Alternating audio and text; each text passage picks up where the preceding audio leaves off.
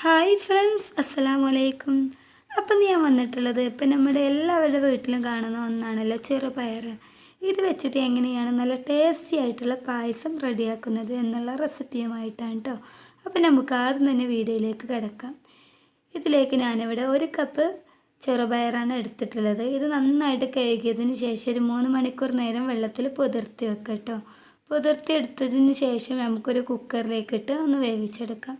1/2 cup വെള്ളം കൂടി ചേർത്തിട്ട് വേണം ഇതൊന്ന് വേവിച്ചെടുക്കാൻ കേട്ടോ. അപ്പോഴൊക്കെ ഞാനിവിടെ ശർക്കര മെൽറ്റ് ചെയ്യാൻ വേണ്ടിയിട്ട് വെച്ചിരുന്നു. 200 ഗ്രാം ശർക്കരയാണ് കേട്ടോ മെൽറ്റ് ചെയ്യാൻ വെച്ചിട്ടുള്ളത്.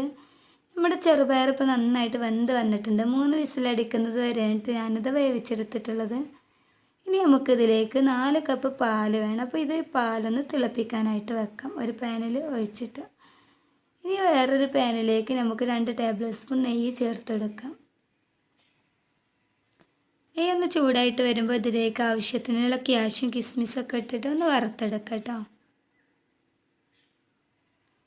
ഇത് വറുത്തതിന് ശേഷം ഒന്ന് മാറ്റി വെക്കാം. ഏകദേശം ബ്രൗൺ നിറമായി വന്നിട്ടുണ്ട്. ഇനി നമുക്ക് ഇതൊന്ന് മാറ്റി വെക്കാം. ഇനി വേവിച്ച് വെച്ചിട്ടുള്ള ചെറുപയർ ഇതിലേക്ക് ഇട്ടിട്ട് ഒന്ന് വഴറ്റിയെടുക്കട്ടെ. നെയ്യിലിട്ട് ഒന്ന് വഴറ്റിയെടുക്കാം. ഇതിലുള്ള വെള്ളമൊക്കെ ഒന്ന് വറ്റുന്നത് വരെ വേണ്ടിട്ടോ ഒന്ന് വഴറ്റിയെടുക്കാൻ വേണ്ടിയിട്ട്. അപ്പോൾ നമ്മുടെ പാൽ ഇവിടെ തിളച്ചുകൊണ്ടിരിക്കുന്നുണ്ട്. അപ്പോൾ നമുക്കിതിൻ്റെ ഫ്ലെയിം ഓഫ് ചെയ്യാം കേട്ടോ.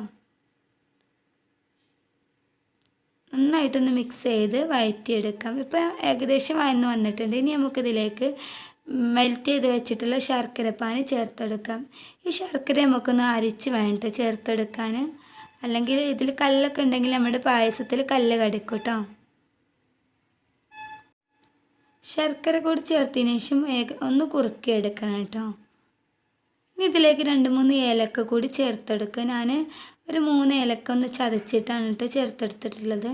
നിങ്ങളുടെ കയ്യിൽ ഏലക്ക പൊടിയാണെന്നുണ്ടെങ്കിൽ അത് ചേർത്തെടുത്താലും മതി കേട്ടോ. അപ്പോഴൊക്കെ നമ്മുടെ പാൽ ഒന്ന് ചേർത്തെടുക്കുക കേട്ടോ. ഏകദേശം കുറുകി വന്നിട്ടുണ്ടായിരുന്നു. അപ്പോൾ പാൽ കൂടി ചേർത്തിട്ട് ഒന്ന് കുറുക്കിയെടുക്കുക കേട്ടോ. അപ്പോൾ ഇപ്പോൾ ഏകദേശം കുറുക്കായി വന്നിട്ടുണ്ട്. ഇനി നമുക്കിതിൻ്റെ ഫ്ലെയിം ഓഫ് ചെയ്യണം കേട്ടോ. അപ്പോൾ ഈ ഒരു രീതിയിലാണ് നമ്മുടെ പായസം ഇപ്പോൾ ഇവിടെ റെഡി ആയിട്ടുള്ളത്. അപ്പോൾ ഇനി ഇതൊന്ന് ചൂടാറിയതിന് ശേഷം ഒന്നും കൂടി തിക്കായിട്ട് വരും കേട്ടോ.